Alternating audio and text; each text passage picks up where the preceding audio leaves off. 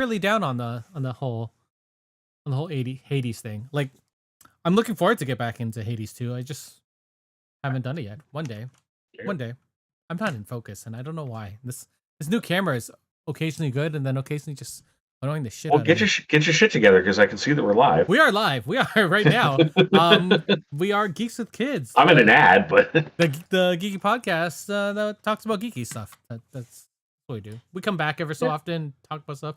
This is 2 weeks in a row, so it's totally unlike us. It's unlike us. We usually take like 4-week breaks, 3-week breaks, 2-week breaks. We talk about things when we remember when it used to be every second week. Yeah. And then I went away, and then we just sort of like, we'll do it. We'll be back probably next week in 2 weeks. I want to talk about The Long Walk. I want to see it on what I'm going to see it in 2 days. 2 days, because that's when Meg goes off call. So I'm going to go see it. If I wasn't like so busy on Wednesday, I would almost be like, I want to go and see it again with you. That's awesome. My favorite movie this year is still a Stephen King movie, so I'm looking forward to seeing another one. Yeah, it's between right now. It's between Long Walk and Sinners. I still don't know what. I'll have to watch both of them again and figure out. But that's God, fair. it's so good. My favorite movie this year is The Life of Chuck. So, that movie, it touches me in ways I don't understand, but it's all in there, and it. I don't know. Long Walk reminded me of something. Do you have any of those like movies that like have been on your radar for like many years or whatever, and you're like, oh, I want to watch that, but you just for whatever reason never get around to it? Yeah, for sure. And it's always like sitting in the library ready to watch, but then when you go to watch it, you find something else, and you just put it aside a little bit more. So mine for the longest time, and I know I'm going to say this, and I'm going to not hold true to it. I said maybe I'll watch it tonight finally. Is Jojo Rabbit. I have been wanting to watch Jojo Rabbit for so long.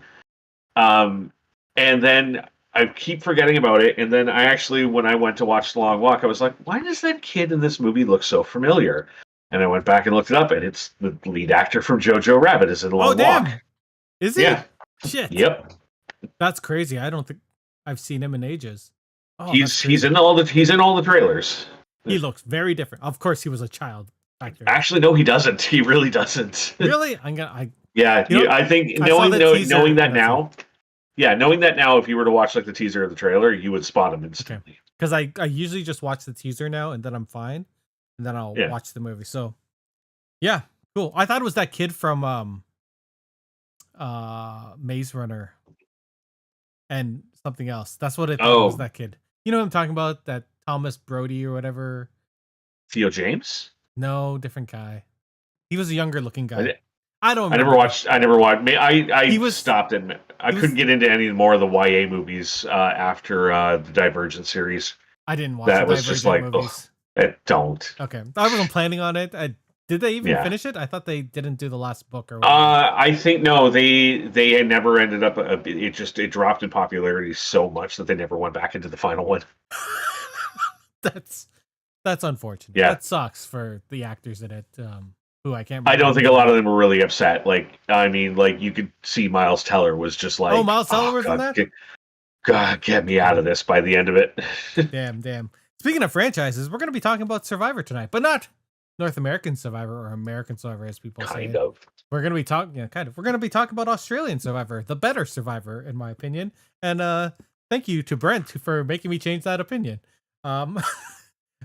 Which is, me and my wife, the better series now. Me and my wife were just like, we would rather watch all of these instead of watching the North American one. They just finished their latest season, season 13, which was called Survivor: Australia versus the World. Premiered on September 20th of this year. August 17th of this year, and ended on September 7th.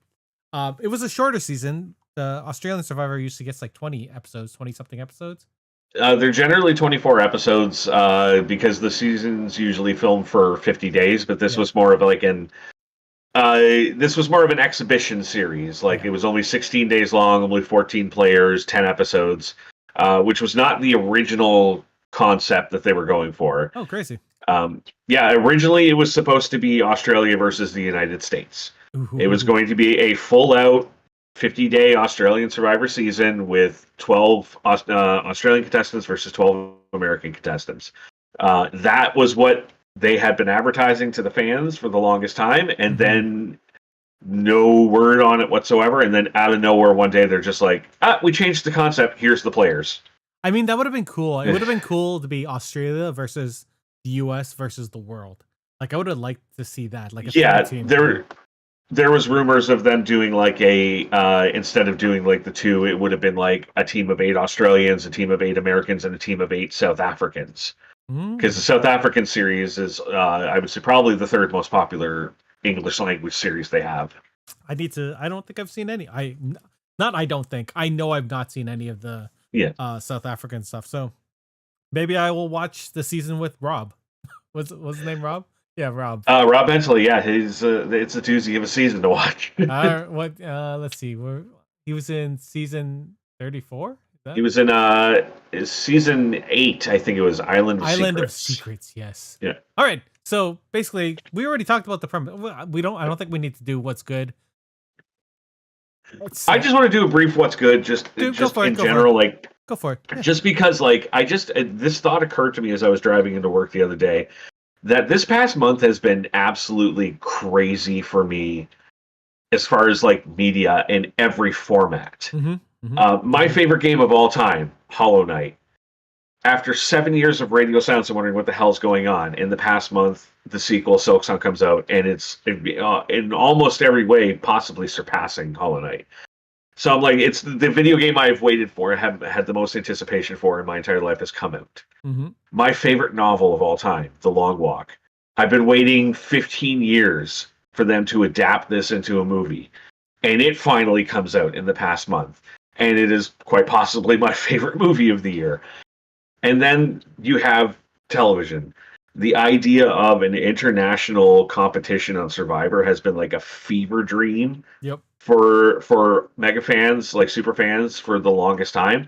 And then we got that. So this last month has been like, I almost am waiting for a doctor to come in and tell me I have 3 months to live, because this feels like I'm a fucking Make-A-Wish kid this past month. Like, everything I've ever wanted has been like coming to me, and it's been incredible. That's so funny. Yeah, this month has been really good. Like, I finally beat Death Stranding 2, which, like Silksong, has surpassed everything in the original one and made it better. And just like, it makes more sense. It's like prettier. There are times when I first started playing Death Stranding 2, there were moments where I was like, are they using real photography and just plopping a character on it?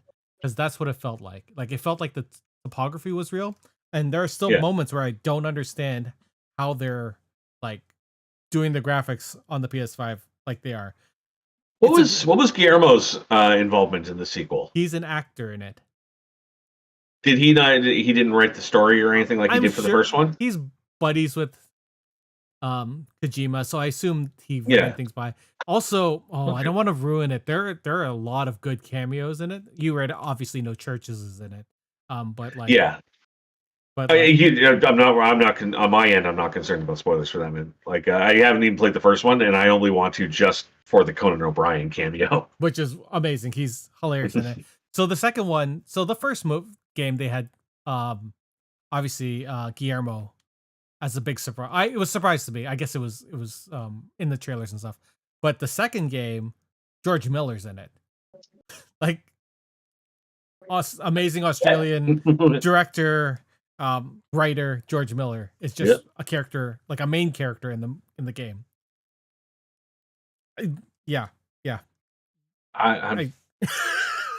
I really want to, like, I'm going to try Death Stranding at some point, and the whole concept of like when people say it's just like like all those like naysayers are just like, oh, it's just basically UPS the video game, and I'm like, I don't care. I kind of like that. It's so but I would like to see. I have never watched much footage of it. I've never really delved into researching the game at all, so I don't really understand. In my brain, can't wrap around how is a game about delivering packages on the same level as like all of these big moments from it that I've seen, where it's like I can't comprehend how those two come together, and I'm interested one day to play it and find out. As someone who's played these games, mm, the story's That's is fair. the story is Kojima-y. So Mhm. if that makes sense to you, you I know, get it makes sense. Yeah. there are things that happen in this game, and you're just like, what? But you're like, of course he would do this, of Yeah. course. Troy Baker is phenomenal. He's one of the villains in the game. So yeah, like it's just it's just so good. Also, in the second Death Stranding, they have a villain character who dresses and acts like Snake from Metal Gear.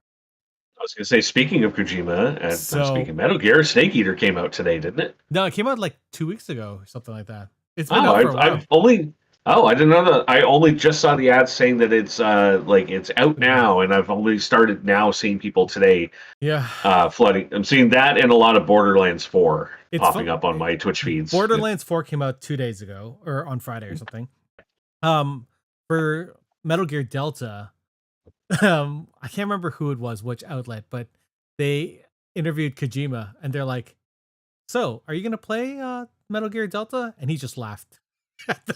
He's like, no, no, man. So I don't know what that means. I want to play that. I never played that Metal Gear, and I like Metal Gear. I know it's his story, I so Yeah, I've only ever played like for the Solid series. I've only played 1 and 2, and I probably put about 12 to 15 hours into 5. you missed 4. 4 is really good. And I never played and mainly because I never played 3. So I never because I played never played 3. 3, I never did 4. And 5 I only jumped into because, like, from all accounts, it was so different from everything It else in the was. series that you didn't really need to know what the storyline was at that point for that game. Yeah, 5 was pretty much an So open world Metal Gear game. Um, yeah, a very overwhelmingly open world game. 4 was the game that I played on I think the PS3. PS3, yeah, for sure, because I bought my PS3 for it. And Mhm. then I fell asleep during the end cinematic and woke up like 40 minutes later and it was still going on. Like that's the type of game that is. This is why I wish Marcus was here, because I remember him. I remember, like, when it actually happened, him telling me the story about the first time he played Metal Gear Solid, when he passed out while playing it and the game started yelling at him to go to sleep, and he woke up thinking he was having like some kind of like hallucination. And he's telling me this next day. He's like, I don't know what's going on, man. Like, I fell asleep and I woke up and my TV was yelling at me. That's so And funny. like I don't know if I was dreaming or not. Like, I think I might have been sleepwalking. That's of course. Kojima, of course. Of course. All right, so we're going to talk about Survivor now. Yeah. Yeah. So we already sort of went over the premise. It's 2 tribes of 7 each. Team Australia, all returnees from previous Australian Survivor seasons. And then the Team World, which had international players from the US, New Zealand, Finland, Quebec, South Africa. That's it, right? That would be, yeah, That's that's all it. of them. Yeah. Um, Yeah. the game length was only 16 days as opposed to the longer, seasons that we normally get. The prize money was 250,000 Australian dollars. Yeah. Yeah. Yeah. Yep. And this was JLP's last season as host, Which which he did not know at the he did time, not but know. we know that now. And And it's the first season without him just finished filming. did it? It sort of Yeah. sucks that a smaller season was his last season. I really liked him as host. I was sort of hoping that he would take over for US once Well, I may have some information that came to light to me in the past 24 hours. mhm. I'll wait until later on to reveal it because it's kind of spoil. Like, we'll go through the season, but it would involve me talking about the winner of the season right now first. That's fair. That's fair. Yeah. So let's go over we'll do a quick who's in the show. Team Australia Yeah. had Shawnee, who was her fourth time playing, and apparently she's had the most days spent on Australian server. Is that what she She said? she has the most days spent. She holds the record for most days spent playing the game. She's also the only 4-time player to have made the jury every single time she's played. That's awesome. Um, Yeah, like this is where like I like one of the reasons I wanted to do this with you is because like I know you don't have a like I'm curious to know what your level of information of them is and Yeah, like I what don't I have can much. enlighten to you. Yeah, Feel free Shawnee to add to is all of this. yeah, like as we well, yeah, like I'll wax poetic about each of them as we get to them. Like Shawnee is like she is the ultimate social player. Oh, she's quite good. She is like yeah, she is just really good at being able to talk to someone and convince them of whatever she needs to convince them. She just has this real, like, kind of sly personality about her that makes her appear like she's a little bit undermining, but she's able to really disarm people by, like, kind of having that out to everyone, but then pulling someone aside and being like, but seriously, like, you know, like, that's not what I'm really like. Let's have just you and me. But she's doing that with everyone. Yeah, she definitely did that And, this like, season. yeah, and there's a reason why, like right from the get, she was one of the few people who didn't really have a lot of connections in the cast, but people didn't want to get rid of her because she's just that good. Like, For sure. I do wonder how much each of the players knew the other players, like how much the I can US go over or that as we go. okay, Like, I'll just keep so on going on the Australian team then. The next person on my list is George or King George yes, Mia Denov. Mia Denov. Mladinov, Mladinov. Mladinov. I Oh, that's believe an that's L. how I it's thought that pronounced. was I an think it's, I. I think, yeah, I think it's George Mladinov. Is how it's Okay. before. This is his third season. Yeah, Apparently he's very polarizing, which I could see.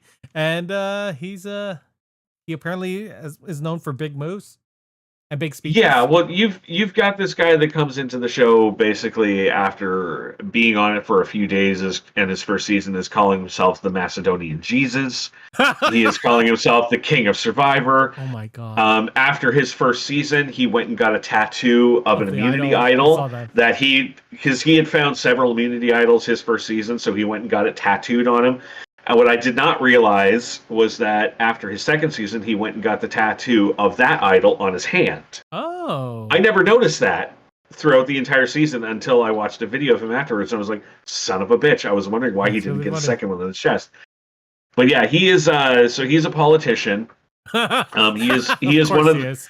yeah Of course he he's is. one of those like door to door politicians, smoozing guys, and he's someone who was able to really take that world into the game and really like understands like the mechanics of being a politician and getting people to like you. He said works perfectly on Survivor. It's all about presenting people with what is really your best interest, but presenting it to them as if it's their best interest. And this is a guy who, like, in every season he's been on, even his first season, has been heavily targeted right from the beginning. Like, he just rubs people the wrong way. Oh He yeah. is absolutely hated. Everyone is like, this guy is going to absolutely crush this game if we let him get a footing. And somehow he's able every season to talk people into keeping him. He made second place and arguably should have won on his first season. Hmm. His second season, he comes back and is the hands down biggest target, pulls one of the, I would say, the biggest blindside, one of the best moves that this Game of Survivors ever seen. He pulls in that season and gets himself all the way to fourth place. Hmm. And then comes back in this one. And I mean, in this one, I immediately was like, I know he's not going to last long, but if he's not the first one out, he's still got some magic up his sleeve. Like, I uh, man, when I saw him, yeah, I was like, wow. I don't know how he's lasting this long. I would have yeah. I would And have voted him out there. that is how he is in all of his seasons. Yeah. He is unabashedly shameless. He is unabashedly like in your face. He does not give a fuck. And somehow he makes it work. And he's one of the few people like him and David when we get to it are the two people who I've said like I want you to go back and watch the seasons just specifically for them. Mm-hmm. Mm-hmm. Well, we're going into David Ness. David Yeah, Jeanette. something like that. Yeah. Former winner, strong social strategic player, also known for winning Survivor. Wait, Deal or No Deal Island. Apparently, So yeah, so David was the winner of this Golden Survivor God, All. right?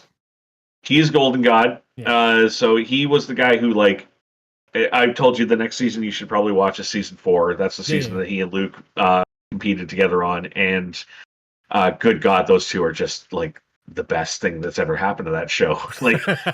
um, he he's very cocky. He got his comeuppance in that season, but he comes back for All Stars and tones down that kind of like lack of self awareness and really amplifies up though like the persona and uses that to just absolutely steamroll the All Star season. I do want to Like see him play because I liked him this season, but he wasn't in it that much. So I was just like, yeah.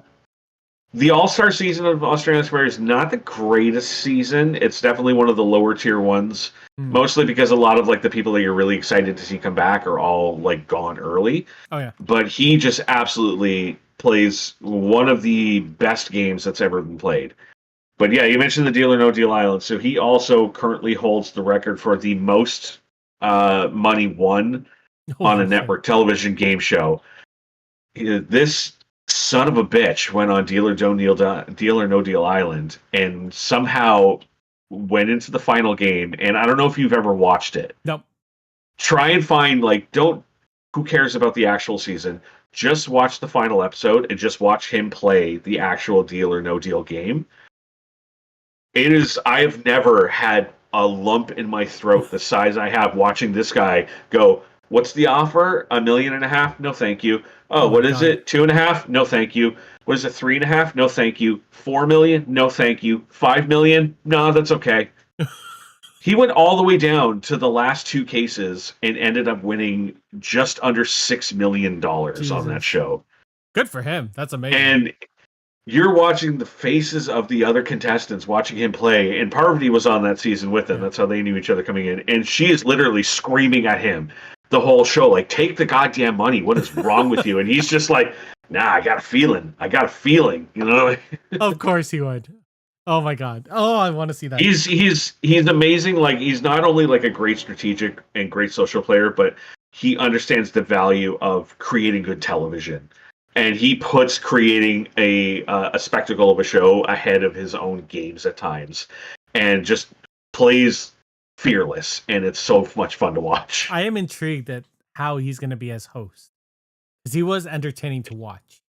So yeah, I would really like this as a message to all the Australian Survivor fans out there, all the people who are shitting all over the decision to get rid of JLP. I agree, JLP should not have been let go. Agreed. He was a fantastic host. But I think everyone needs to back off the hate of David.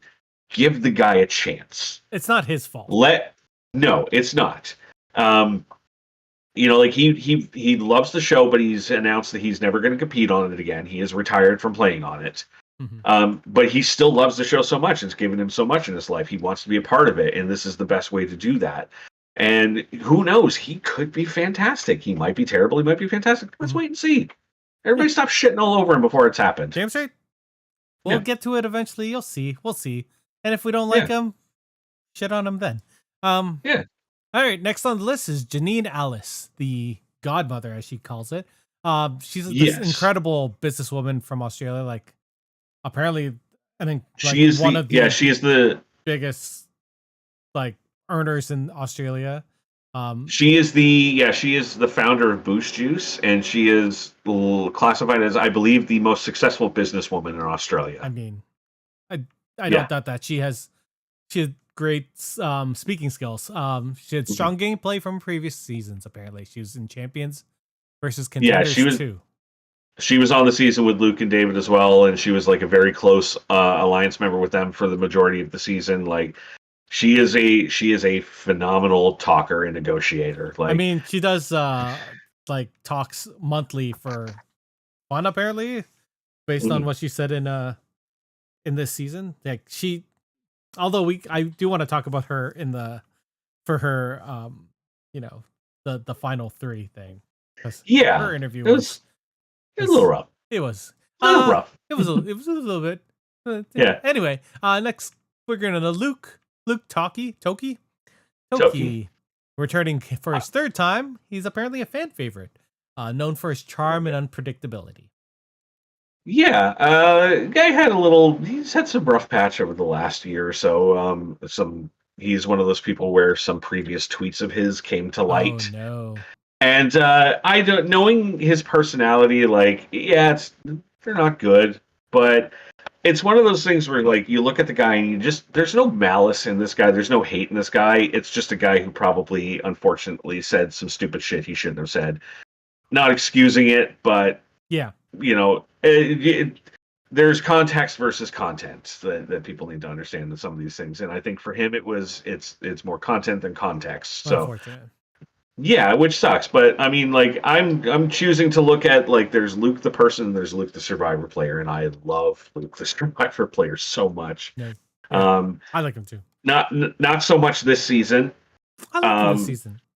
Yeah, he was a shell of himself on this season. Ah. So if you go back and watch his previous seasons, he is one of the biggest troublemakers you'll ever watch in the show. Like he is a guy where he will be in an alliance and they'll come up with a plan, and then 5 minutes before tribal, he'll be like, I'm gonna do my own thing tonight, and he will throw something together at the last second and just disrupt the whole game, just for no reason other than I was just bored. Mm-hmm. Like that's how he plays. Like that's how he played his first season. His second season, he came back a lot more focused. He still was that player, but there was more strategy behind it, and there was more heart behind his game. And he played a much better game. And then this season, I just felt like he took the fun out of the game, and he was so focused on winning and not making those mistakes anymore and being more focused that it's just like it wasn't as entertaining as I wanted it to be. But I still found him entertaining, so that's a good thing. I look forward to seeing him and Golden God in a season 4. Yeah, Luke, Luke's first season was the second season in 2017, and then he came back as the People's Champion for the Champions versus Contenders season 4. King of the Jungle. We're moving on to Kirby Bentley, a recent player known for her strong strategic and social gameplay and leadership qualities.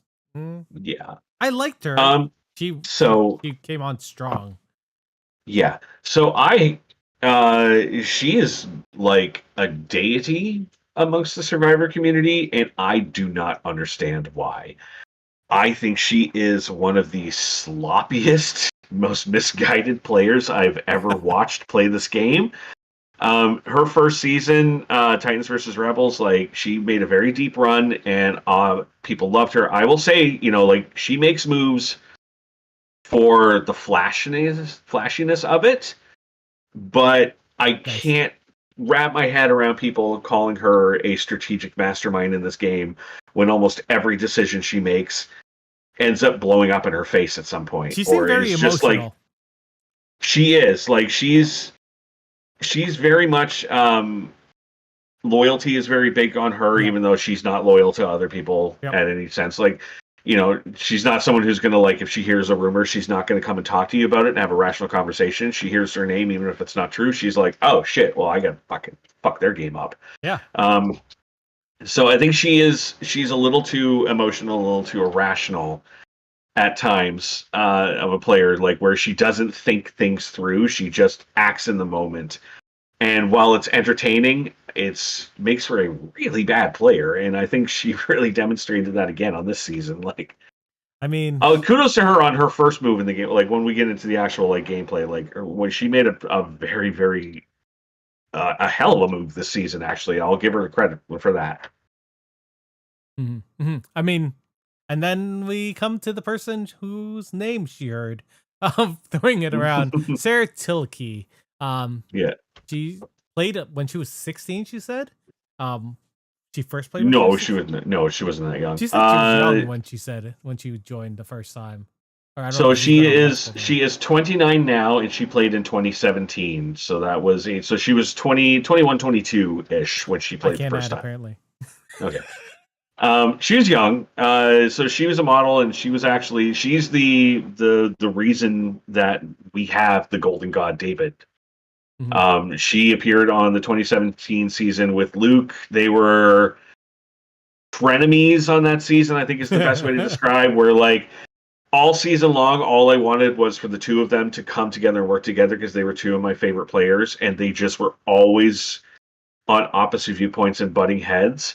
But they would every now and then they would come together and work together in a vote, and I'd be so excited. And then they would like immediately disband and like go after each other again. Mm-hmm. And it was fun to watch, but I always wanted them to work together. But After she appeared on that season, she went to the producers when they were casting one of the Champions versus Contenders 4, and she said, "Hey, I got a guy that I work with in New York a lot that I think he'd be pretty good on the show." Mhm. So she got David an interview with the show, and history There was it made. is. Like, She is incredibly tall. Also, yes, I loved her fire challenge. I thought that was really very good. The whole swinging thing, I was like, what the fuck? And then anyway, let's go to Team World, the international legends and competitors. Um, we got to start with Parv, right? Parvati yeah, Shallow, U.S. Survivor winner. Like, she's the name that I think of, or at least a lot of people think of when they say Australia or not Australian Survivor, when they say American Survivor. Um, yeah. She's Strategic, clearly a Mount good Rushmore player. social. Like, she's good all across the board. I haven't seen Yeah, her play since like the late 2000s, so it's great to see her again. yeah. Which is like she's kind of an anomaly because she had no reason coming back for the fans versus favorite season. Like her entire first game, her first season was she was just she wore the skimpy bikini and she flirted with all the guys Mhm. and she just used her sex appeal to try and like get herself through the game and she did really well. She got to sixth place overall. Um, but it was like really like there was really nothing behind it, and the only reason that she really got brought back for fans versus favorites was we need a bikini babe. It was the same reason that Amber got invited back for All Stars. Yep, that's Like fair. all the bikini babes we wanted all said no. We got to find some good looking eye candy to put on the season. So she took the place of like people who turned down the show and everything. And history's made. She came on and just absolutely dominated that season. Like I like no there. I would argue that she is the strongest female strategic player the game has ever seen. Mm. I don't. I know a lot of people. I know a lot of people would argue and say it's another person who's on this cast, Mhm. The next person but I'm I going to talk disagree about. with that. Yeah, but I disagree with that. I mean, I like Suri, who we're going to talk about Yes. now. Suri Fields, who is another U.S. Survivor veteran. Strong social Yeah. game, considering this is what they called her, the best Survivor player to never win. That used to be my boy Rob Sesternino, and then Suri came along and then played again, and then played again, and then played again, and This is then her played again. And fourth time, fifth time. so she has done the U.S. version 4 times. Will be 5 because she's going to be on the upcoming season 50. Oh, she's in 50. Um, I don't even remember yep. who's on that cast, to be honest. So she's done this season, the Australia versus the world. She has done the Traders. She was on the first season of the Traders, which she won single handedly. Hmm. She is, I think, one of the first solo winners that the show has ever seen. Um, she is a phenomenal social player. Yeah, Like she is absolutely incredibly socially, like and strategically as well. I think the reason why I edge Parvati out over top of Suri is not because Parvati has won and Suri hasn't, but I feel like Parvati is more willing to push things to make things happen in her favor, yeah, whereas that's true. Suri is more like she likes to hang in the background and kind of try to like get other people to do her things, and that works to an extent, but as we see, it never gets her to the end of the game. Yeah. Like she has made it to the last person to be eliminated, I believe, 3 times now Oh, on a season. Like she's tough. also that's another record she also holds. Is she has played this game now 5 times and has never once been legitimately voted out of the game. That's Her that's her first amazing. season, her first season, she lost in a time making fire vote.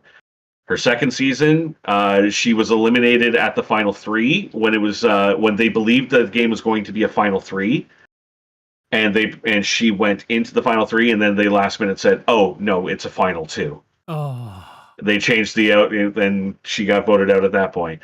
Comes back for Heroes versus Villains, gets idled out early on in the game. Comes back for Game Changers, the most notable one, where she went out in 6th place because every other person in the game at Final 6 had an idol except for her. And she was brutal. literally voted out of the game for no reason other than you are the only one who is not protected. That's brutal. That's No, a lot of idols. she's the only person to be eliminated from the game without being voted for. that sucks. Yeah, and then comes back for Australia versus the world, gets to Final Four, Fire. just like right there, eliminated in a fire making challenge. Man. Man, yeah. All right, let's move on to the next and final American. Yeah, that's Final US final guy, American. Tony Vlachos, 2 times Survivor winner. I never saw him before. He seemed like a very aggressive player.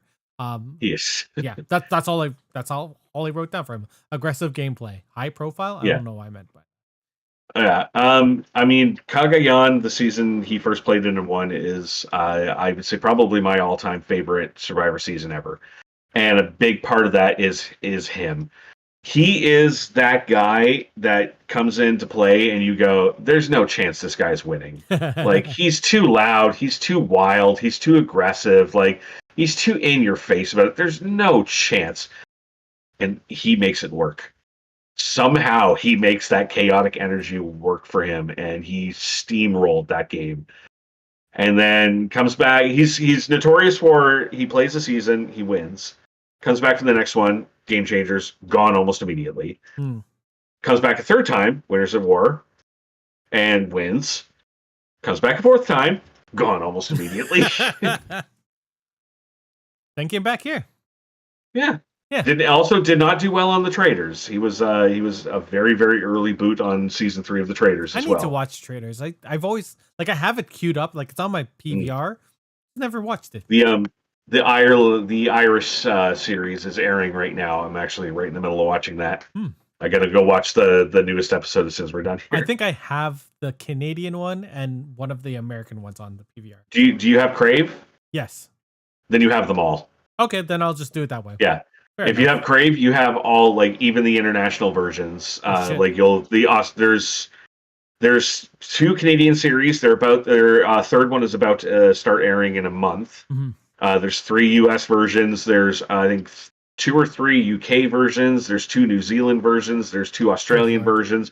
Luke is on one of the Australian versions. And that's a really good season to watch because it has probably other than him and one other person, the dumbest players you've ever seen imaginable play a game. And it has one of the most satisfying endings ever because of just how bad everyone played that season. Oh my god! I'll check it out. I wish there was a place to watch all of these Survivors, like all of them, because that would have been a. Yeah, Paramount they only air from like 31 and up now, I believe. Paramount in general is bullshit. So there it is. Pluto has the early seasons. I know they have some of them. I did see that, but not. I just signed up with them and they were airing All Stars. But then there's another one that I've got that's airs the early seasons because I went and I started rewatching the first season. Let me know if you see it because I would love to watch the first season again. Look it up on Paramount or not Paramount, Prime. Like just type it in on Prime and something will come up because I can't recall which one it is, but there is one that airs the earlier seasons. I'm gonna rewatch the first one because that's the one I don't remember the most. No, I remember, but not really because it was also 25 years ago. I like watching it just to see like how far the show has come compared to that. Like, yeah. Next on the list is Rob Benatelli, winner of South Africa Survivor, Island of Secrets. Rob Bentelli, I'll correct you there. Bentelli. Yeah. Rob is... I don't know what to write about him. I was just like... Okay. What you saw on this season is Rob. Like, that's how he was on his season. Rob is, I don't want to take it away, like, I hesitate to say he's a fantastic player. Now, he really was amazing on his first season. He did a really good job of basically, like, creating this almost cult-like following around him on that season where people just didn't want to work with him. They wanted to work for him. Like, there was very little opposition against him in that game where everyone just wanted to, like, oh, I got to work with Rob and get Rob. I got to go to the end with Rob because he deserves it. I got to take Rob to the end because he deserves it. And he absolutely dominated that season. And I think he came in with that little cockiness on his shoulder, not realizing that style of play does not work with returning players who know how to play the game. Yep. and he was not ready for Parvati. Nope. Not at all. That was a bad move by him. Yeah, Oh. he was really not ready for her. Oh, the look she gave him at Tribal that night could kill. Let's move on to Lisa Holmes, the winner of the sole winner of Survivor New Zealand. So Lisa is the last person that I had any pre-existing knowledge of. I did watch her season of New Zealand Survivor. It was the only good season of New Zealand Survivor. The first season, I'd say, is I will stake my life on it. The first season of New Zealand Survivor is the worst television experience I've ever had. It is god awful. It is absolutely fucking horrible. Her season was really good. Now she was a very low key player. Like I think she's another one. What you saw this season is kind of what she was. She's very low key. She likes to be underestimated. She's a very like while everyone's fighting each other, she's that person who's coming in being like a number two for people Mm-hmm. and getting information from them and then bringing that information to other people and getting information from them with it. And she's really good at planting seeds in people's heads. And she actually, in her season, I think the reason why she's on this is the season she played, there was two contestants on it who it turned out were best friends in real life, like outside of the game. Production apparently did not know this when they casted the show, and it just so happened these two guys walk out on the island, see each other, and go, "Holy shit! Like my best friend is out here. This is amazing." Mm-hmm. She got them to turn on each other to keep her in the game later on. Wow. Like it was unreal that she got one of these guys to vote out his best friend to keep her in the game. It was she we didn't see much of her in this season, and it's because she is a very quiet, mouse-ish kind of person. Like she is the super fandom that you saw in her is what she's like. Like if you ever go on and watch a lot of these like reality orgs and stuff, like the stuff that I play, you'll see her pop up in a lot of them. Oh, like she is a super fan, pure and pure. Like she loves playing these games. Like the excitement you saw of her being out there and like seeing Suri and like getting to talk to Suri, so like that's real. That was not put on. That is real. Like she is like so excited. I mean, her comments at the auction were so cute. When JLP was like, "You're in tears," she's like, "I just really like Survivor," and I was like, "I love her. If you hurt her, I will kill all of you." We're gonna move over to the Canadian of the group, Cassandra Bastarosh. She was in Survivor Quebec 2024. Very challenge. She's a challenge beast and apparently very strategic. Yeah, no knowledge of her going into the season whatsoever. The only little bit. Yeah. Survivor. Oh, it is? Cool. I saw one of the episodes. I think it was on Prime. I know Survivor Several on YouTube has the first season of Quebec up. It's not the greatest watch. No. It's long. It's like 67 episodes. Oh my god. Yeah.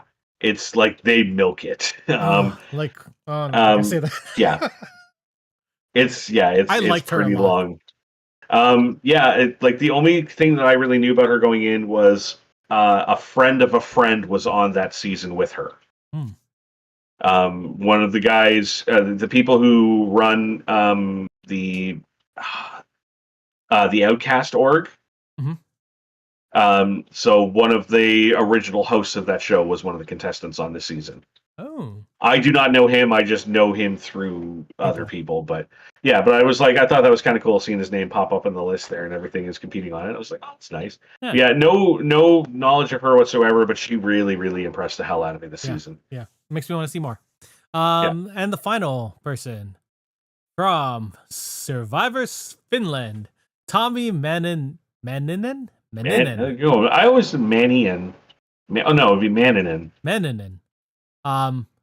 Who cares? Honestly, social and physical gameplay. That's what he is. I'm sorry, Tom. Tommy, I like Tommy a lot. Lots of wolf stuff.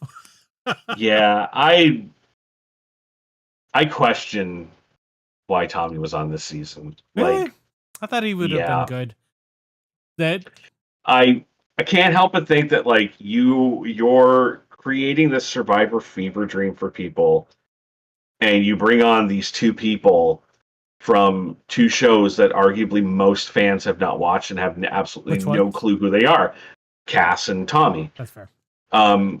Like at least in the communities, like I can tell you as like a member of the Survivor fan communities and that, like we know who Rob is, we Yep. know who Lisa is, we know who all these other people are. Cass and Tommy really were not known. Cass, I understand why they put her on the show because she came in really guns blazing. Like she came in to play hard. She didn't care that these people were like big famous names. She's like, I'm here to make a name for myself. Mm-hmm. Tommy, I just don't.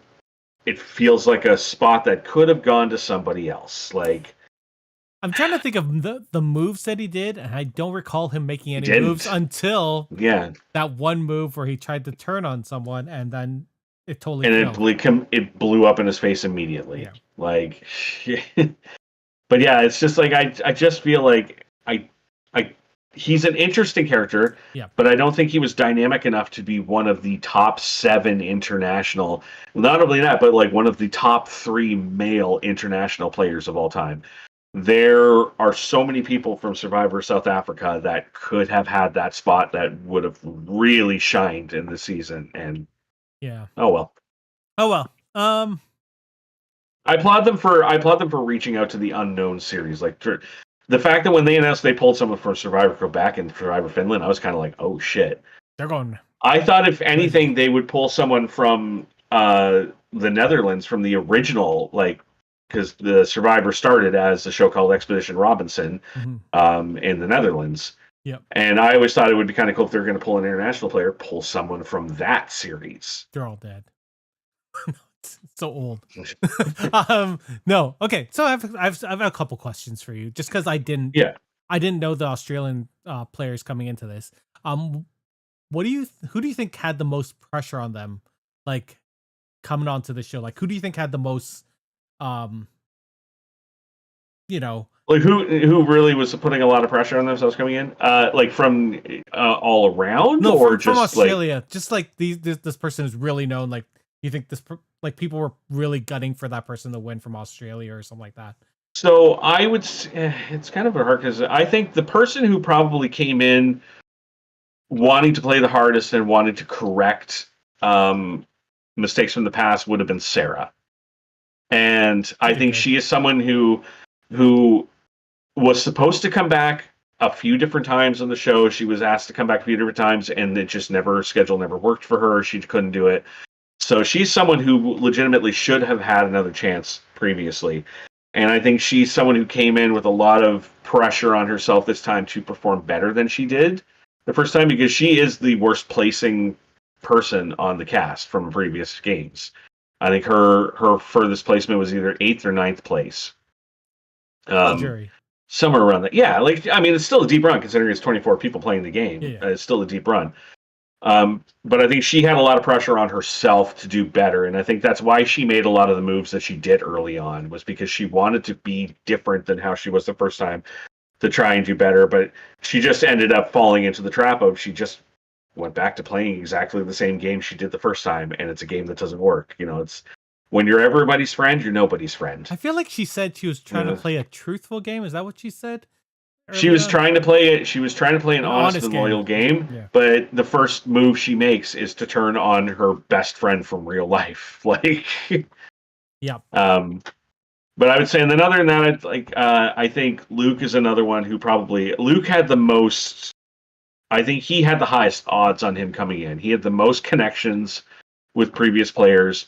He was, of all of them, of the 3 males on that season, like on the Australian tribe, he was the least threatening because of David and George's previous experience on the show. Those guys were always coming in with massive targets on them. Yeah. And that helped to let Luke kind of slide under the radar where he normally wouldn't be able to. And he was hands down the odds-on favorite to win the series from the beginning. Interesting. Yeah. Do you think... So I only knew a couple of the world people, obviously, the American ones. Do you think the reputation of Suri maybe hurt her game a little bit more, or were people more weary of like Tony and Suri and Harv because they're the American ones? Like, You know what Suri did this season is what Suri does very well is she is able to take any kind of threat level that's put on her and evaporate it immediately. And she did that this season. Like she was very rarely targeted by people this season. Like it was always her name always came up in the sense of take out Suri to weaken Parvati. Yeah. It was never take out Suri because Suri is the best player. And I do think that she kind of phoned it in a little bit this season and a lot of times. I think there's a lot of moves that that a younger Suri would have made that this Suri didn't. I think her and Parvati really had that kind of pact with each other that it was like we don't really care which one of us wins as long as we both make it to the end. They wanted to right the wrongs that happened from their previous two times playing together. You know, with Suri being eliminated when it should have been a final three in fans versus favorites, and if it was, she would have won that season hands down. And Parvati with Heroes versus Villains, basically she played hands down the best game that season and should have won, but so many people voted for Sandra because they were like, we don't like your association with Russell. We don't like him, we don't like your association. So both of them really had it in their heads and it's like we don't care about which one of us wins. It's just we both have a right to wrong the season and we're going to work together to make that happen. And I think that de-weaponized Suri to where I don't think she played as strong a game as she could have. Interesting. I mean, just overall, my thoughts on this season was I enjoyed it. I liked it, but it's not one I'm going to look back on super fondly. Because I think a lot of the players that I was really excited to see all went home early. A lot of the players that I was not excited to see really made deep runs. And a lot of the players who I was really rooting for really underperformed in a lot of ways. It's funny because me and Meg were talking about this season compared to the last Australian Survivor season. And we were like, the first half of the season was so good. And then the last half was like, okay, we understand where everything's going. And then last season was so chaotic and fun to watch that we were just like, that's why we like Australian Survivors because of the chaos all the way through. Yeah. And we didn't really get that this season. Yeah, it's because, that's the beautiful thing about like with the main seasons of Australian Survivors, because it is so long, they have so much more time out there to just sit around and think. And when a plan is formulated and everyone comes together and says, this is what we're going to do, and it's like, okay, great, we got a plan in place, it's locked in. All right. We still have, a day and a half before we have to go to Tribal. A lot can happen in a day and a half. Whereas in this season, they didn't have that luxury. It was like, literally, it's like, make a plan because we got to go. Like, we got to go. It felt very rushed for me. Yeah. Was there a player that surprised you the most? Maybe someone you didn't know. Cass for me because I didn't know anyone about. Cass is really big because obviously we didn't know who the hell she was, and she really came in. The first little while, like she played a very low key game, kind of like get in with people and like establish connections with people. But then once it hit the time, like it hit the merge, like you could see the wheels turning in her head, and you could see her being like, "I'm willing to work with the big names, and I'm also willing to take them out. I don't care." She was there to make a name for herself, and I like that. For sure. I'm trying to think of how to format this next. I have a sort of rough outline. I didn't want to go through each episode because that would take a long time. So as with any Survivor, there's always hidden idols. But this time they had hidden idols not only at camp, but also one at Tribal. What did you think of that? Not the first time they've done that. Maybe not the one I've seen. Not. I don't know if it's just Australian Survivor seeing them do that. It's usually not on the podium though. That was a new one. But they have had where like it's like by a tree right behind you, so somebody's able to like be like, oh, hang on, I forgot my sweater, and then go back and grab it. Oh wait, I think I saw one where it was on the overhang. Yeah, they've had one where it was like hanging off of a tree or something like that, and just looked like decoration. Yeah. So, but I like them coming up with new ways, like trying to find interesting ways. I think one of the greatest evolutions of the idols in the game was in Second Chances in the American season when they started hiding them in the challenges. Oh yeah, like in the So that you dungeons and had to stuff. Yeah. like it's like, how do I get this from this challenge piece without all of these other people all around me noticing, like, Hmm. and it Hmm. created a lot of really tense moments, and I like when they do kind of publicly hidden stuff like that. Hmm. The things, Did not like the box. Did the not box. like the Yeah, box. The box felt like waste. I didn't That was care. I don't wasted. even remember what was in the box, to be honest. At this point. It was the clue to the idol being a tribal. Oh yeah, yeah. Eh. Yeah. Um, this the thing that I can't remember which season you told me to watch. Was it 3 or 4?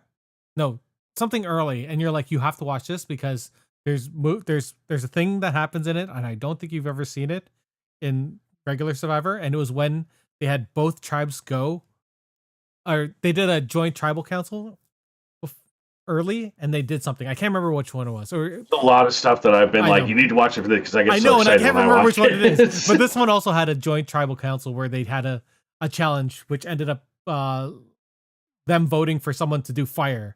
And Yeah. what did you think of that? I mean, uh, I liked it. eh, yeah, I liked it. I mean, that's one of those things Australian Survivor is known for, is like doing twists like that. They have a lot of tribals where both tribes go and there's some kind of twist involved. Oh, Like, the one you told me was they vote for someone to switch to the other side. oh yeah, yeah, that was, yeah, the first season. Both it was when there were still three tribes. Hmm. Because originally on Australian Survivor they did three tribes of 8 rather than two tribes of 12, which I actually kind of liked better. Um, but it was like the two losing tribes went to tribal, and then they both thought they thought they were both voting someone out of the game, and then all of a sudden it was announced, no, you're actually voting people to go to the other tribe. Oh, and by the way, the people who are voted, take someone with you. Yeah, yeah. Like, take someone to completely fuck their game over. Like, Yeah, yeah, yeah. No, that was good. I love that stuff. Um, we talked about the knowledge is power tribal or advantage, sort of. Well, no, we didn't. Parv got it. no, it didn't. Um, Which I thought that might have been the move that was the only move that would potentially have lost her the game. yeah, that was really smart of her, though. I think like her saying, that, like, when I was watching the final tribal and she was like, when I got, I was able to leverage that to get Luke to tell me about his idol and everything. So that makes me like the master game player, and his game is in my hand. And I'm watching that going like, doesn't make sense. If his game was really in your hand, you would have kept the advantage and you would have taken the idol from him because you knew he had it and you had the advantage to do it. He's the one who got you to tear up the thing that would have blown up his game.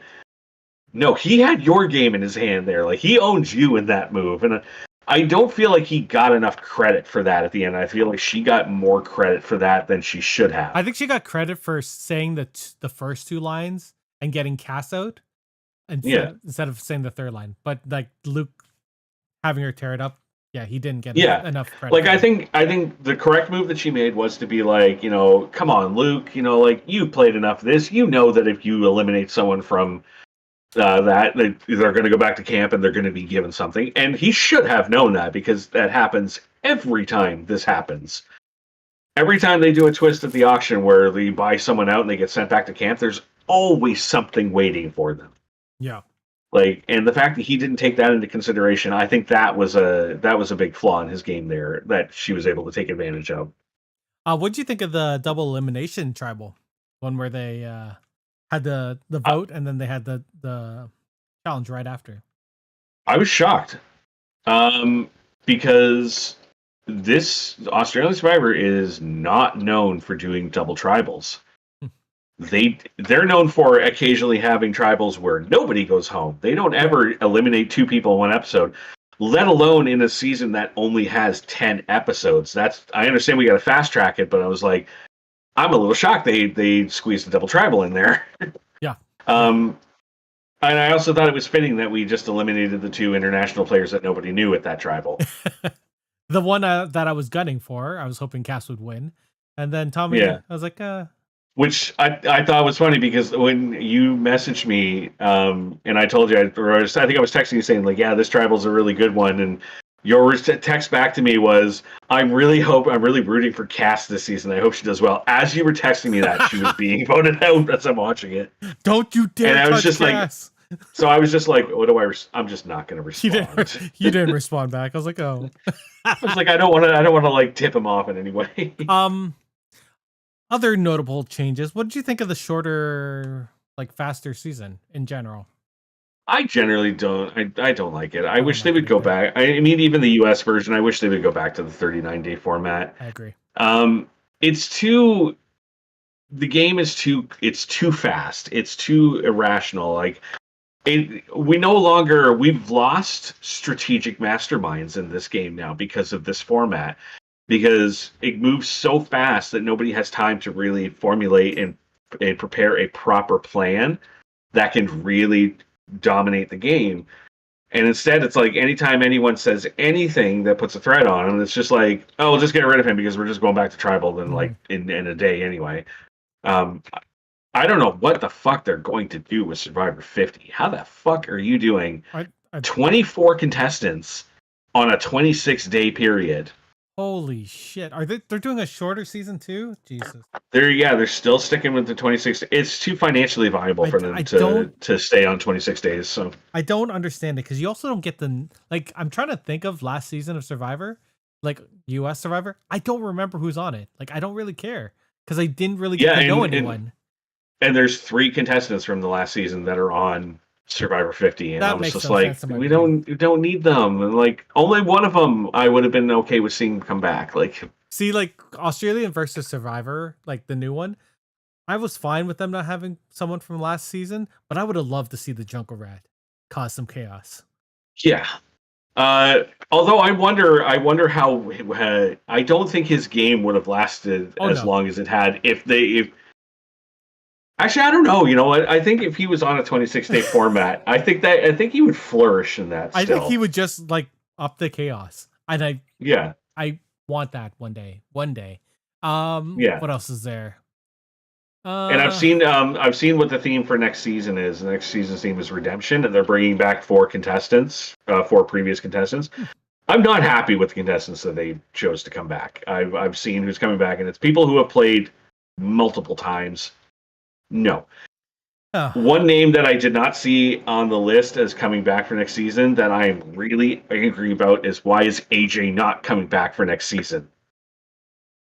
Oh, I'm so mad. Like AJ should have been there. Like he was so good last season, so entertaining, but yeah. he's not on that list. I don't know. Let's talk about the early game to the Uh, mid game. Um, any standouts from what do you remember? I remember Tony pushing for the U.S. tribe, but didn't work out for him. No, Tony was very like Tony was the he knew coming in there was a huge target on him. Like I mean a lot of them knew that, but Tony especially knew, he's coming as the only 2-time winner. Like he needs to do anything that he can to try and get any kind of attention off of himself. So by really pushing for like the USA thing, he's then making targets of Suri and Parvati as well, and Yep. he'd be able to use them as shields ahead of him, and they're able to use him as a shield. And like I really thought they were going to come in and target him immediately. Yep. I thought Suri and Parvati were going to be like, fuck this USA thing and just get rid of him. But he made it so apparent that they had to work, and especially with Rob being the way that Rob was being. I don't think like I think this was probably one of Tony's least messiest seasons. Um, because he really had his it's the first time where he's really had his back against the wall the entire time and really had to come out swinging and was doing so intelligently. Like laugh all you want about the fucking shoe, but it worked. It almost worked. Like It did. who in their right mind just takes off their shoe, ties it around their neck and says, "This is an idol." And Has he everyone played goes, chaotic like that before? this is his style of play. Okay. He is like I said, watch him in Cagayan. He is just chaos personified. When he came back for Game Changers, his second season, the second they hit the beach, he immediately screamed out, "I'm gonna go live for idols!" And started running off into the bushes, like into the trees, and everyone just stood there like, "What the fuck is going on?" And he told everyone, like he told the cameras, he's like, "Look, this is what they're all expecting from me. So if I don't do this, they're going to think I'm doing it privately. So I need to do it publicly. I like that. Like, Oh, now I need to watch that. What else happened in the early game? Rob with his failed turn on Parv. Although I find it interesting that no one targeted Parv early on. Like all throughout the game, people were not targeting her. And I don't know if that I guess that is definitely a nod to her and Ceri's game. Like they just sort yeah, of pushed it off on everyone else. they were really good about distancing themselves from Tony because that was one of the big things that was going to. They needed him in the first vote because of the way Rob was being trying to pull the internationals. But once Rob went, and I gotta say, literally, like that is like the most charming male having a conversation with the most charming female, and it was just like I'm just watching it like I don't know who I love more right now. Like they're just both so like they're oh my god, their eyes. Like look at his Rob's eyes, eyes. good Like lord, man. oh man. Like that is a man I could love for sure. Like he is oh boy. Um but anyway, like once he was gone, then it became a fact of like if we keep sticking with Tony, Tony's going to be like he's going to create a bigger target on us. But if we don't work with him and we go to the internationals, we make Tony a target, we make Tommy a target. She was really good at like one of the things Parvati does really well is she works really well with women. Mhm. She knows how to bring women together, how to make solid connections with women. And you watch that. She had a connection with every single woman in the game. I think I would say Lisa is like the only one where she was Yeah. kind of like not real. Lisa was more like attached to Suri. Yeah. But even still, Lisa was still like fawning all over her. Like, and that's what Parvati does. She's just so goddamn charming. You She just is so want to charming. work with her.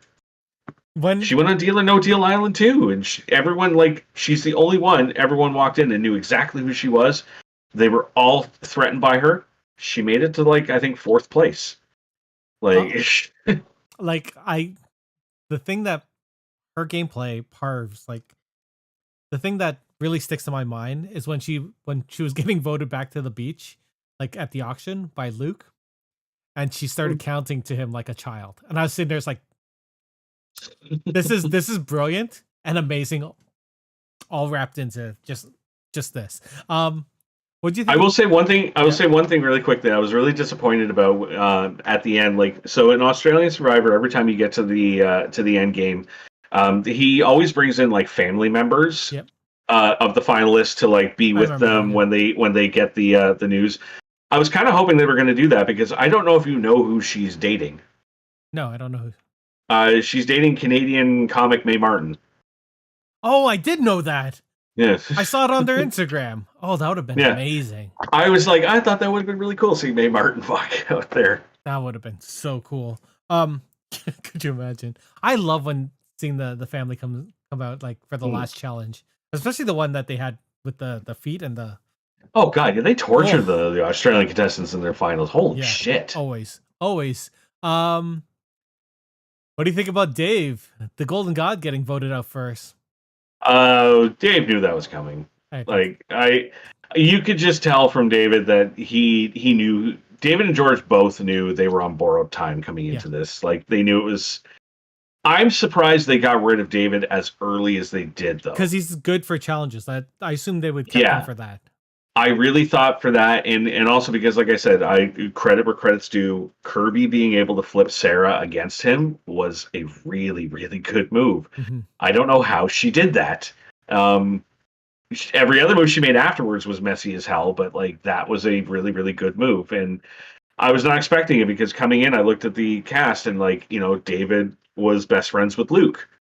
David is close friends with Sarah in real life. Mhm. David has a relationship with Janine. Like they played together on Survivor, and David was on Celebrity Apprentice in Australia, where Janine was one of the advisors, who was the one who fired him.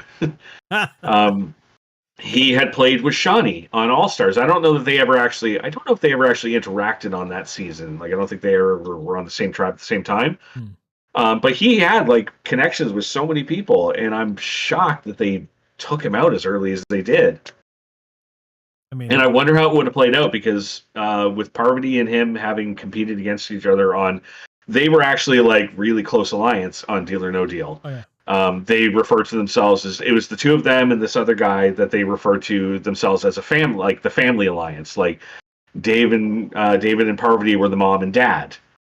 And she was really good on that season. Like, she's the only one who knew David was the Australian Survivor winner, and she called him out on it immediately on that show. But then immediately said, "I'm not going to tell anyone if you help protect me." And the two of them rode that game right to the end. So I really wanted to see them, and that filmed before this. So I was really interested to see David make the merge and work with and deal with Parvati. And would they have worked together, or would Parvati be going around telling everyone like, "Oh, he's a great guy"? Dude just won $6 million, by the way. Like, I mean, yeah, yeah. he did not care. He did not care about this season. Like, in the sense of like, he was not coming in to try and win. He was just like, I want to go in, remind people of who I am, have some fun, like play with my buddy Luke, play with my friend Sarah. Like, he knew he was not lasting long, but to be the first one voted out of that tribe was kind of surprising. Yeah. Were there any blindsides that really surprised you? I'm looking down the list. For the most part, most of the people who went did not surprise me when they went. Shawnee was probably the only one, because I really thought Luke and Janine were going to try and do the Aussie Strong thing and pull I'm very surprised Shawnee in at 5. I really thought they were going to take her in at 5 and get rid of Suri. Mhm. I'm kind of surprised they did not do that. Yep. I'm very surprised that they didn't say Aussie Strong as Yeah. well. And I will always say cast just because I'm sad about that. Let's see, what else do I have here?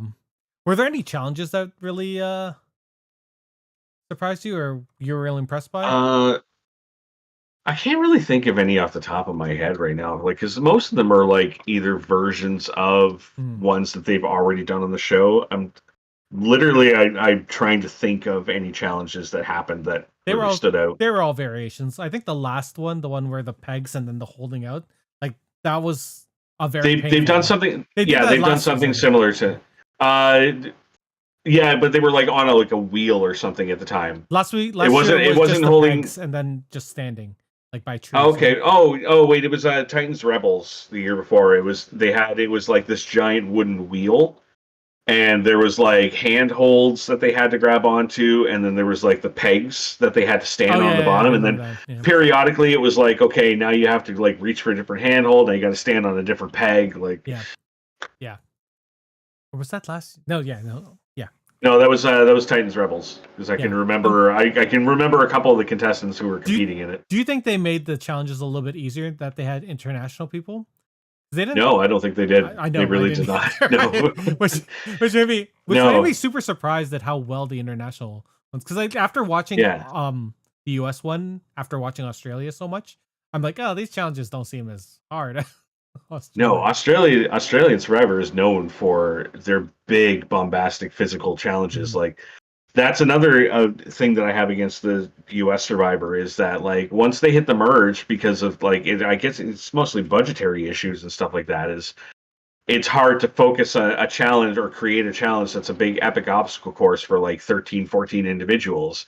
So if every time you watch Survivor US now, you'll notice that from the merge, pretty much up until like the top 8, or even up until the top 6, all of the challenges are either stationary endurance challenges or divide them into teams challenges. I miss the days of like those big, huge obstacle courses for like with like 13 people just scrambling around, like chasing after each other. Yeah. So I like that they still put the money into doing things proper that way. Fair. Where do we go from here?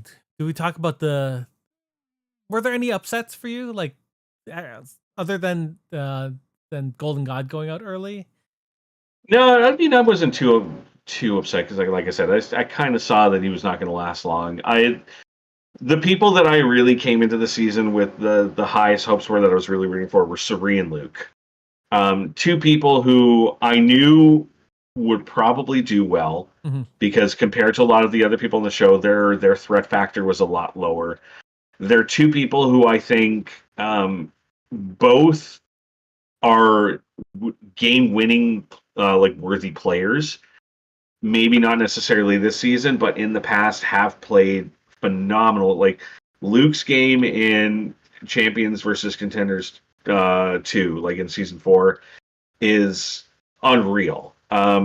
There's a moment in that game where he and David get swapped to a new tribe, and it's like a tribe of 10, and they are the only 2 people from their tribe on there. And somehow they manage to turn that around and gain the majority almost immediately.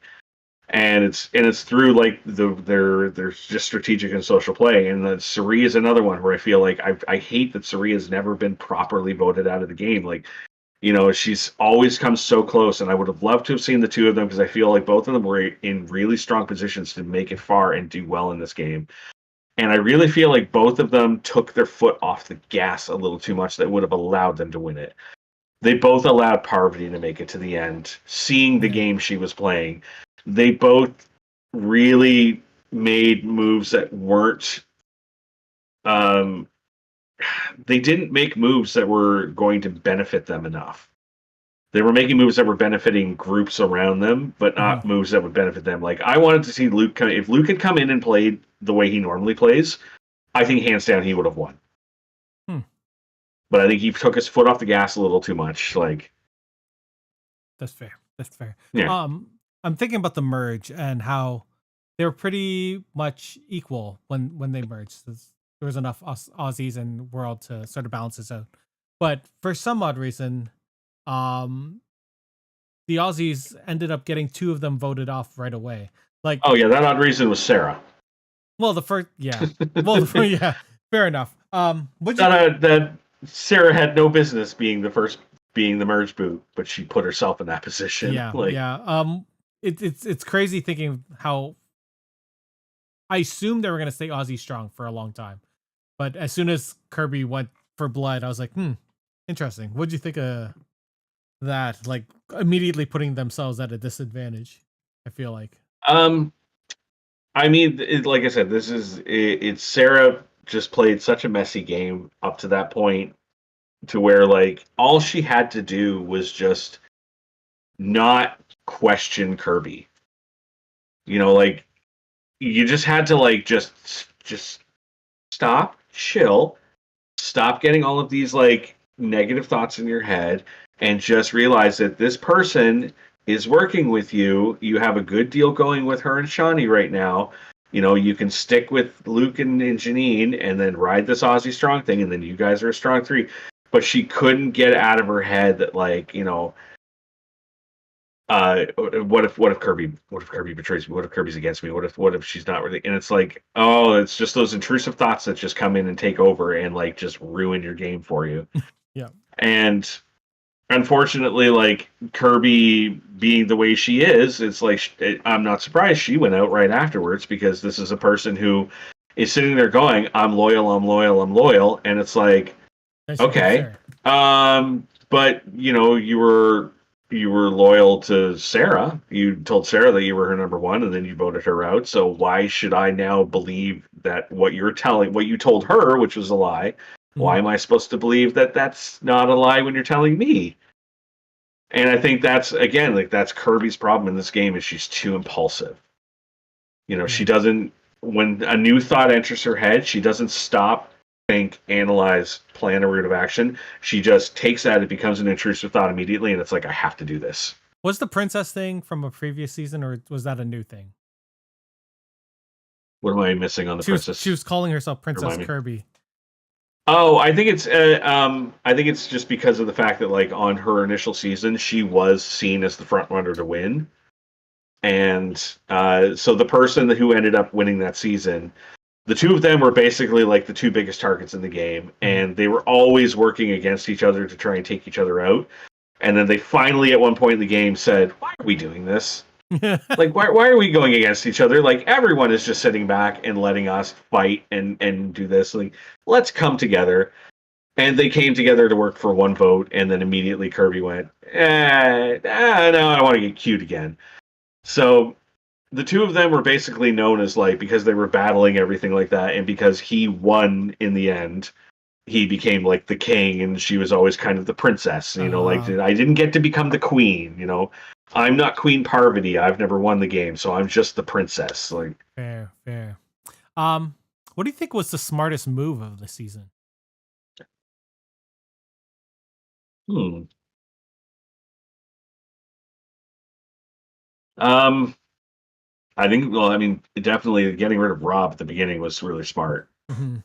Uh, if they had not gotten rid of Rob at that first vote, then that would have given the internationals, other than the USA players, that would have given them a lead in the game. But I don't think it really mattered because it would have been Suri gone at the first vote, and I think Cass and Lisa still would have grabbed Tommy and flipped over to work with Parvati. I Yeah, think Rob still would have been gone because he was a little too.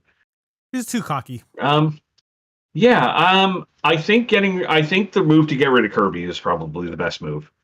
That was good. Yeah. Because I think if Kirby had stayed in, I don't know how many people knew this, but Kirby and Luke actually had a personal relationship outside of the game. Oh, Um, Again, another one, the way that Sarah is responsible for David being on the show, Luke is responsible for Kirby being on the show.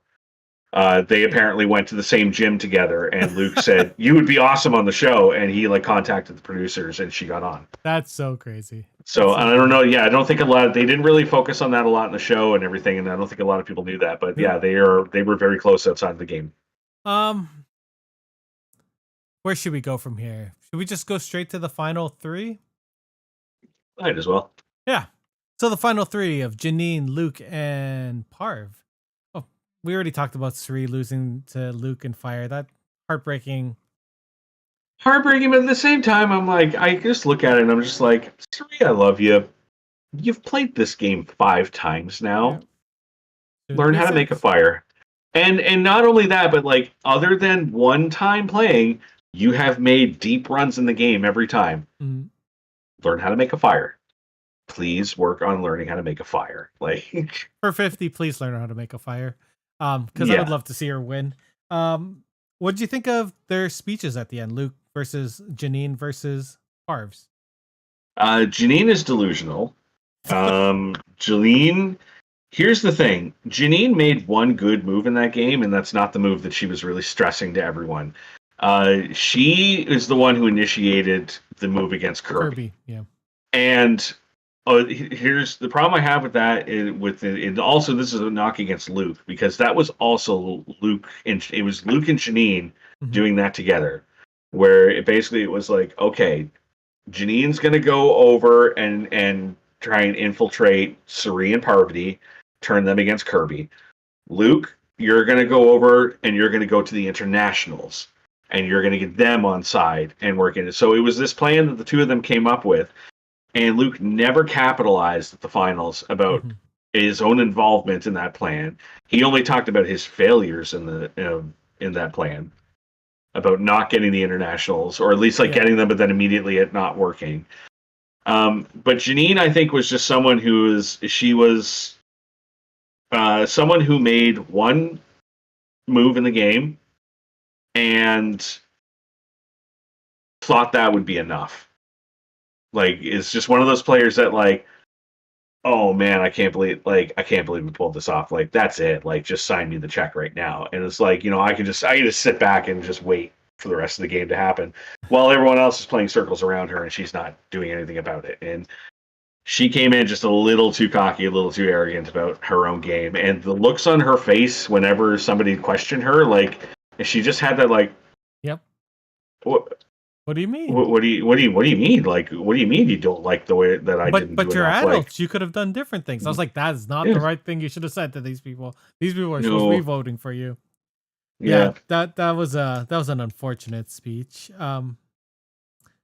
Yeah, Luke's speech also was sort of missing for me, especially when he kept on saying that, if you brought us to the spa, maybe we would have stayed with you. Like that was a point he kept on hitting Yeah. on. I was like, this is not a good thing to keep Yeah, jury members do not want to hear about how they fucked up. Yeah. They don't. At the end of the day, this is like a thing that like I've learned from like hearing interviews with players and stuff who have done well in the game. And this is like something that I took, like when I did my first org and I made it to the final tribals. It was a thing that I took with me. It's like, people want to vote for the person they like better. And people don't like being told when they did something bad. Mm-hmm. And like when I went into my final travel and I was like pitching to the jury, like I was pitching to them like exactly that. Like I never targeted anyone in the jury and said like you fucked up by doing this. I always went like, here's a move that I really like that you did and how I capitalized off of it. Like, Yeah. and you need to like congratulate them. You need to like pump them up and make them feel good. And I feel like Luke spent a little bit too much of the time kind of talking about how he was better than them. Yep. In a lot of ways. And yeah, it's like I see that's his personality when he plays the game. Usually he is very kind of like cocky. In his normal seasons, he's very cocky, very arrogant. But he does also know how to flip that switch into being genuine. And I think he didn't go far enough into the genuine. Yeah. And I really actually like from his opening speech, I actually did think, okay, Luke is the front runner going into the end here. Shockingly, I really thought. And then as soon as they started asking questions and Parvati spoke, I immediately was like, oh Luke, like, sorry, buddy, you don't stand a chance. Like, Parvati was she was so eloquent in like how she answered. She slipped up on a few things, but she was so well spoken and so well like. She did so good at complimenting everybody of like and talking about how they were a part of her game and like like that's a big thing too is like being like I wouldn't be here if it wasn't for you and she's really good at doing things like that. And she I knows knew how I to could take kiss ass you out because if you didn't do it at that point, you would have gotten me out. Like she was so well spoken, and then she kept on hitting it home. Like as soon as she said, "Not one time did anyone write down my name," I was like, "Well, she fucking won right there." Right there. That was a well done speech. Yeah. And it was like not one time did anybody write her name down. Not one time did she not know how the vote was going. Like, not one time did she ever vote for any of the person who didn't go home. Like she was always on the right side of the vote. And she was the biggest target coming into that game at the beginning. Like she was absolutely everyone said she her was the name number one target. When she came out, and everyone was like, "Oh my god, it's Parv, it's Parv. God, it's Parv." Yeah. I love that.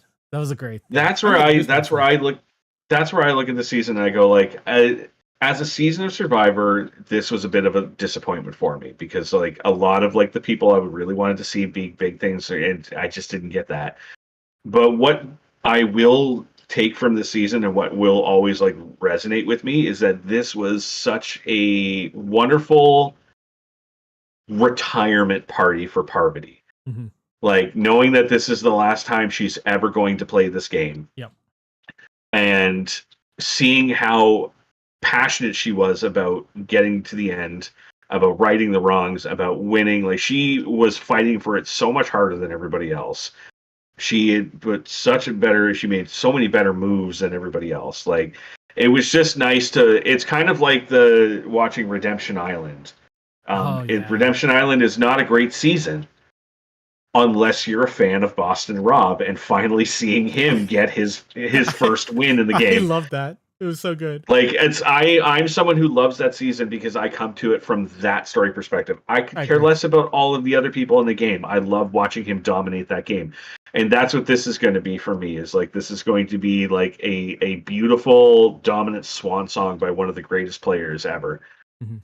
I know that you said that Australia does a lot of these themed seasons. How does this season compare to like Brains versus Brawn or like all those other ones?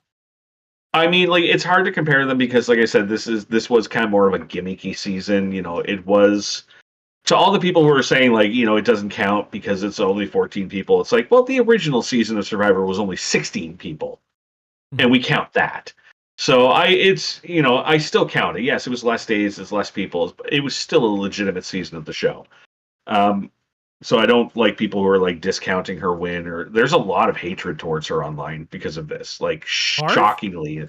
Yeah. Why? Like there's a lot of anti-Parvati sentiment from Australians who believe that Luke should have won that. Australians should have voted for their own. Well then Australians should have voted for Luke. It's like, well you should have had a better game.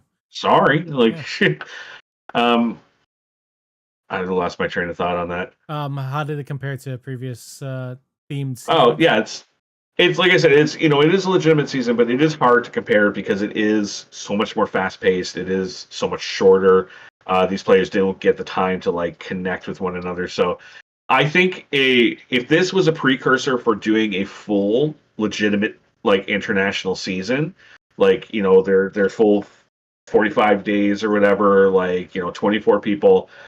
I hope that's what this was. I hope that's what this was, them just testing the waters a little bit. Oof.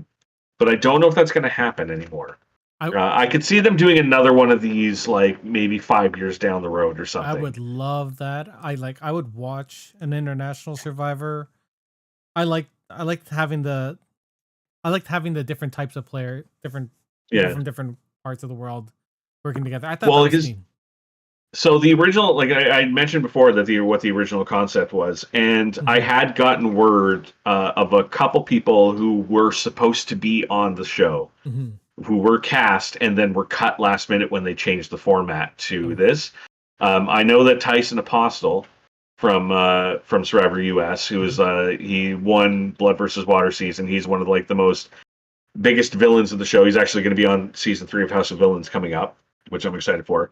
But he did an interview saying that he was on the cast and they cut him last minute, saying because they like, oh, we're changing the format, we're there's all these puzzle pieces in that, and you just don't quite fit in for what we're going for. But he and a lot of others have come out and said that like one of the issues with doing something like this is Jeff Probst is very anti international Survivor. Yeah. He does not like American players going on. He does, and not even going off and doing like international versions of the show. He hates any contestant from Survivor going off and doing any other show. Um, because in his mind, like what he's basically like the quote that he said was, "It feels like we're going out and doing the casting for all of these other shows. We're finding the people, we're making them stars, and you're coming in and taking them away from us." And Tyson would talked about that, and he said, "I think the thing that Jeff needs to understand is that you are not making us stars. We were stars already. You just put a camera in front of us." Yep. Um, so I know that was partially the reason why it got changed to what it is, and why the 3 people that were on it were 3 people who were basically ready to retire from the show anyway. Um, I'm actually surprised Suri is on season I was 50 just gonna say after that. this, Yeah. but it's one of those things where Suri gets a pass because she's Suri. And She's she lovely. did also say that she said Survivor 50 that's my last time. I'm retiring after that as well. When's Survivor 50? Next year, right? Next springish? Yeah, 49 starts In a next week? week, Yeah. and yeah, The 29th, and right? then 50 starts in February, I believe. Jeez. That's gonna be Yeah. awesome. Where was I going? Okay, so this is the last season of GLP. Do you think this is a good send off to him? Like, did he? I know they didn't have like a goodbye GLP at the end of it, but like, Well, they didn't know. They didn't know at the time that he yeah, was leaving. but they could have Like put it in the credits or this was something. filmed. Yeah, this was filmed a year ago. Yeah. And this was the longest wait period for like the filming of a show to airing. Hmm. Um, I mean, I don't think this season, any other season, it doesn't matter. Like he's a consummate professional. He's given 110% no matter what the season is, no matter what the situations are. Um, the show is. I think it's a mistake getting rid of him. Yep. Was an absolute mistake. I worry about what's going to happen now with it because of the backlash of him being fired. Because you know, a lot of fans are very angry and might drop off from the series. I will urge people to say that after I learned something today, you might not have to worry about JLP not being on your TV for much longer. Ooh, is this something we need So to talk about off cam? no. This was I read this in an article today. I don't know how true it is because I haven't found too much information to back it up, but it did see it in a couple articles that apparently Parvati is producing and creating a new reality show that's supposed to be like the ultimate social strategy game. Hmm. No details about the show or whatever, but apparently JLP is heavily being pursued to host the show, I and would watch the shit out of specifically by her. Yeah. Of yeah. Good for her. That's Yeah. awesome. Good. Yeah. Awesome. There I was like that. there was a rumor a couple weeks ago floating around that another network in because the ratings for Survivor have kind of dipped over the last year. Mhm. There was a rumor that another network is looking to purchase the show, and if they purchase the show, they would hire JLP as the host. But I think that turned out to be fake news. I think it Very, was just yeah. a bullshit article. Fair, fair. All right. You're the big Survivor fan. What would you rate this out of 10? Like, was this one of the Um, higher tier seasons of Australian Survivor or Australia or Survivor in yeah, general? I mean, anticipation wise, this was a fever pitch. This was a 10. This Oh was yeah, for like sure. I said, this was every Survivor mega fan's ultimate dream to see all of our favorite players from all of these other different versions all battling out with against each other and Tommy. Um, and I like Tommy. so I don't know. I have to watch the season again later on because I don't know whether or not it's the disappointment level of how some people performed and how it was put together compared to that anticipation makes a factor. So maybe like now that the anticipation's gone, I go back and I rewatch the series in like another month or so and get more of a fresh perspective on the actual show rather than having that excitement level. But right now, I would say this was a 6 out of 10 for me. At like mid-level 6 out of 10. See, that's where I was gonna put it. Having watched a couple Yeah, seasons of Australian Survivor, where do I put this? It's not the best, but yeah, it's not a bad season of TV in general. It's good. yeah. 6.5 ish for me as well. Typically speaking, Australian Survivor does not do well with returning player seasons, Hmm. which is shocking because they do so goddamn many of them. Um, like Blood versus Water when they did, and they brought some returning players back from that. That's the season that Sandra and her daughter competed on. Worst season of Australian Survivor. Jeez. It was awful. Um, was it the All Star season? Is another one where like it was a good season, but I'd say it was also like maybe like a mid 6 like out of 10. Heroes versus Villains, I think, is the only real like heavy returning player season that they've had that was fucking amazing. Hmm. That's another one I still have to get you to watch because I think I still want to told you that Sharni Vincent from the lead actress from You're Next is one of the Mhm. contestants. Oh yeah. I'm gonna have to check that out. Yeah, like yeah, I'm just thinking like shorter format didn't really hit it for me. The last 3, maybe 4 episodes, I was just like, oh, okay, this is all predictable. And then Yeah, yeah, so 6, 5, yeah, yeah. yeah, The thing with this show too is like I love the 3 episode a week format, yeah, me too.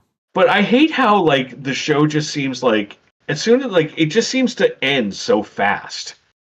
And not even like this being only 10 episodes, like obviously, but even the regular seasons, like when Yeah. they do 3 episodes a week, like I always find like when it gets down to like it's like the final 5 people in the game or like the final few episodes, I'm just like, where the hell did the time go? Like, Yeah. holy shit. I also honestly I miss the after show that they do in the US. I like hearing about their game like from their point of view. Although I do like that Australia has that once they get into the merge and the jury, I like that they have the cams back at the resort. Yeah, the I Jury love that. Villa stuff. I love that. I mean, like it's not hard to find interviews with the players afterwards. Like Yeah, and I'm a I big like fan. seeing them all together and talking about it. Like I like the Oh, excitement. you mean the reunion You know, the shows at the reunion end? stuff they Yeah, do yeah. in They've US. never done a reunion show. I I've like always been them. kind of surprised by that. Yeah, I like that. They shouldn't. Golden God put that in there. I don't know how much Yeah. pull you have. Um, Not that you're gonna listen to this. I would be surprised, but I would be happy. Um, yeah, that's it. I think we're done. Any final thoughts on this season? Any thoughts on 20 on the next season of Survivor coming up? 49. I don't know about I'm sort of like burnt out on the US series, honestly. I'm Like the same. I don't have any high expectations for it anymore. Like it's you know, I used to have this excitement level. I realized like I used to be one of those people that like when the cast was announced, I'm on CBS website. I'm on our app watching all of the podcasts and interviews and stuff with all the players, and I'm getting to know everything I can about these people and everything, and like making my predictions ahead of time and doing fantasy leagues and stuff and all that. And now it's just a show that's on Wednesday for me. It's Australian Survivor is the one that I look forward to every year. That's the Yeah. one I'm marking on my calendar. That's the one I'm waiting for. That's the one I'm like, I'm waking up at 7 in the morning and checking to see if it's on YouTube yet so I can watch the episode, even though I'm like half asleep and I have to be up for work soon. Like Yeah. I'm not doing that with regular Survivor with the US version anymore. So There, I'm there, interested for 50, but yeah. eh. I mean, there are times for U.S. Survivor where I'm just like, oh shit, we missed 2, 3 episodes already. Oh, we got to catch up, and I don't really Yeah, care. I'm more inclined to just go back through my collection and my catalogs and that and watch some of the older seasons again and Yeah. really like enjoy a lot of the earlier ones. I think we're gonna start going through all of the Australian ones, or at least the Yeah. ones that you've told me to watch. I can't remember which ones they are. Honestly like I watch them all. Blood versus Water is probably the only one that I would say like if you're going to skip a season, skip that one. Okay. It's not good. Fair enough. I'll find. I can find them all, so Yeah. it's all good. Yeah. So good. We're all done. Let's Yeah. Thank you for coming and talking about Survivor. We'll be back next week talking about the Long Walk, maybe. Maybe. I'm down for that. I mean, I'm seeing it in 2 days, so I'm sure I I'll have thoughts. I haven't read the book. I have I it, and I'm and waiting to watch it because I don't want to read it because I feel like I there just got it, so I'm like, yeah. I'll come at it from the I can come at it from the novel perspective too and like the comparisons that there is it's pretty faithful to the novel. It is actually very fairly faithful. There are some noticeable changes that they made, and I can talk about that afterwards. I don't want to say anything now, but there are a few like character changes and combinations, and there's some changes in how the story plays out. But for the most part, it's pretty damn faithful I to will the say the novel. same thing about The Life of Chuck. Pretty damn faithful. There's a little bit of changes, but not Yeah. enough for it to drastically change it. So Thank maybe you for not screwing stuff up, Mike Flanagan. yeah. Mike Flanagan can do no wrong in my eyes. When he gets the Dark Tower out, I will die happy. I cannot wait for that to finally be done for the first time ever. Yeah. So we'll be back next week. Thanks talking about Survivor. I like having our Survivor talks. I really would love the other guys to one day get into Survivor. I don't think that's gonna happen. It's not gonna happen. Maybe I'll It's. bring. I think at this point, I think it's a show that like you're not going to get a lot of new fans unless they're younger being brought into the show. I think it's like we're fans because we've been with it since mainly the beginning. Like, yeah, that's fair. I've been with the show since day one. So Same. I remember the first episode airing on my first day at work, like between high school and university. I did a summertime job at Casino Niagara, and it was on every single TV there. So that's how I watched it. Was doing work, and then yeah. I still remember the early days of like I would tape every. I would tape every episode, but then I would take my VCR and I would take my parents' VCR and I would connect them together, and I would re-record all of the episodes, editing out all the commercials, putting them onto two different VHS tapes. Putting those tapes in their cases, and then taking duct tape, binding the cases into a booklet, and then having one of each booklet for every single season of the show on my shelf. I bow to your nerdiness for that. That's amazing. That's. That was back when when a new episode aired, I watched it as it aired. I watched it again immediately afterwards to watch for stuff I missed. I would watch it again when I went to bed that night, and then I would watch it again when I woke up the next morning, and then I would watch it again as I was recording it. Like, there are certain seasons of this show that I have probably watched at least 15 to 20 times. Good Lord, man. Do you have a picture of that collection? I would love to see what it looked like. I do not. It's what you think of. It's just basically just imagine 2 VHS cassettes in their little like slip cases and just bound together like a book. I just assume you made like a custom cover for it with artwork. No, just masking tape on the front with the Survivor and what season it was and like tape 1, tape 2. That's still amazing. But anyways, for Brent, for me, Eric, we're Geeks with Kids. We'll be back in a week talking about something. We're not sure yet, but something. Thank you for listening. Have a good night. Goodbye. Take care. Bye-bye. Well, that's it for us this week on Geeks with Kids. If you want to get a hold of us, you can send us an email at podcast@geekswithkids.ca. And don't forget to like us on Facebook at facebook.com/geekswithkids. Follow us on Twitter at geekswithkidscn. Check out our pics on Instagram at geekswithkids. And you can find all of this good stuff on our website at www.geekswithkids.ca. So if you like what you hear, why don't you hit that subscribe button and leave us a comment. This podcast can be found on iTunes, Spotify, Google Play, Stitcher, YouTube, and your favorite podcasting app. Thanks again for listening, and we'll see you next time.